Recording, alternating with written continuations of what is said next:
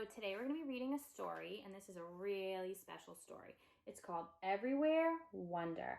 And this story is about all the beautiful things we can see around us, from the trees and the animals to even just people walking by outside, your neighbors, your family, your friends. And it's also about something a little more. It's about your story and about all the things you see in your imagination and things you can use to tell your story. So let's see who wrote this story. It was written by Matthew Swanson. He is the author. And it was illustrated by Robbie Bear. Now the illustrator is the person who draws the pictures. So let's see all the beautiful things we can see.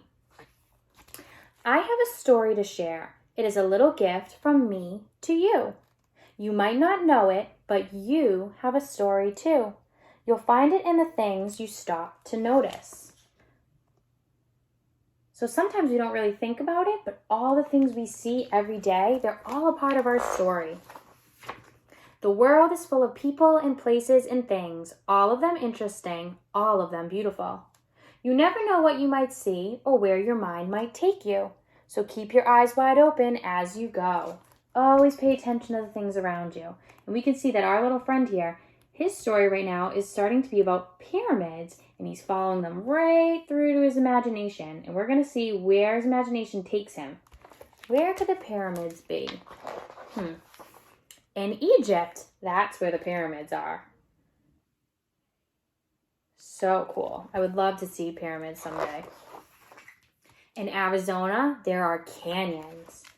So Arizona is right here in the United States, and it's really special. These are huge rocks, and deep, deep down, there's beautiful water.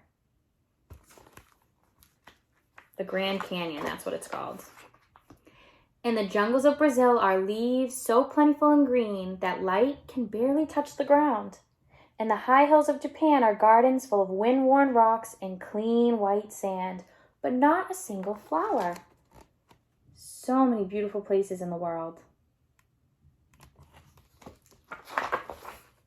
In Kenya, there are hot, dry savannas filled with zebras and blue wildebeest.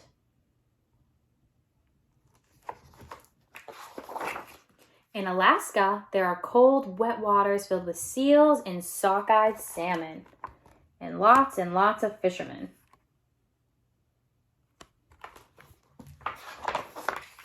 In the middle of the Coral Sea, there is a roaring storm that no one will ever hear.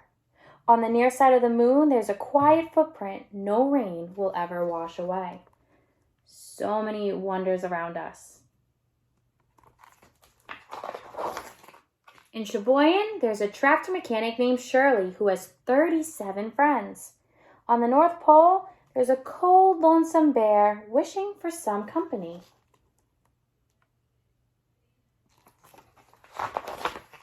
You want to go see him, of course, to let him know he's not alone, but your bike won't get you there and back by bedtime. Still, you noticed him, didn't you? He walked off this page and into your head. Now, he's part of your story. So now that you've seen this bear, he can be a part of your story that you create because he's a part of your imagination. There are other wonders yet to find, not so far from where you are right now. They too are interesting. They too are beautiful. Stop to really look and you will see them. So he's looking out his window, and what does he see? He sees a big balloon. And you know what's funny? Miss Ryback, yesterday, I was out on my porch because it was so nice out, and I saw a big yellow smiley face balloon go by. So sometimes it's the littlest things. Something so simple can be so special. In the highest part of the tree is an unexpected gift, a blue balloon that must have slipped from someone's fingers. So he found a little gift. Every day you can find special gifts around you. You just have to look. In the deepest part of the pool is sunken treasure, a shiny dime that must have tumbled from someone's pockets. Will you save it or spend it or leave it for someone else to find?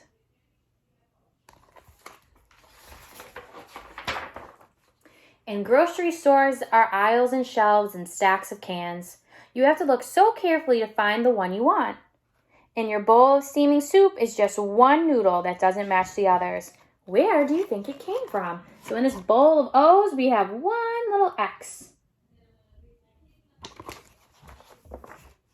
On the playground is a sturdy line of bright black ants carrying their supper home. Under the bridge is a gently rolling river floating a blue glass bottle out to sea. Perhaps it holds a message. What does it say? Who could it be for?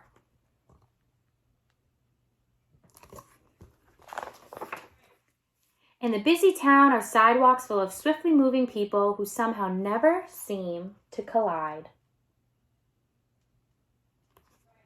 So things like traffic and busy sidewalks, those are things that might seem a little annoying and bother some people, but they are honestly beautiful things. In the quiet countryside are miles of open, empty roads that somehow never seem to end. Where do they go? Someday you may find out. Maybe one day you'll go down one of these country roads and it'll become part of your story. In the hallway is a spotted dog that turns golden as the sun sets through the window. In the bedroom is a doorknob that makes rainbows when the reading lamp clicks on. All the little things. Now the lamp is off and the moon is up. You close your eyes and see them again, the things you noticed today. All of these together are your story. Dream with them a while. So something that Miss Ryback does a lot when I go to bed, I always close my eyes and I think about all the things I saw and I did and the people I talked to. Think about all those things before I dream. So that's very important to recognize all the beautiful things you saw throughout the day. When you wake up in the morning, open your eyes and open your window and let your story out into the world. It is a little gift from you to me. So here he is. He's drawing all the things he saw, the fish and the balloons and the pyramids and the rockets. Those are all part of his story.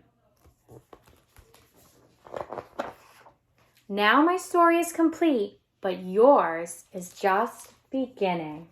So his story's ended, but now it's your turn. So for an activity, I want you guys to share with me your story. So every single one of us have a story, and it could be something as little as something your pet did. Maybe your pet did something really funny that made you laugh. You could share that as your story, or maybe your favorite movie, or somewhere special you went with your parents before, or your grandparents, aunts, uncles. You can share something you made up. It could be something from this story. Maybe you'll draw something about the polar bear and tell a little story about it. So I would love to hear some of your stories, and I look forward to it. So thank you for listening, and I can't wait to hear yours. Bye, guys.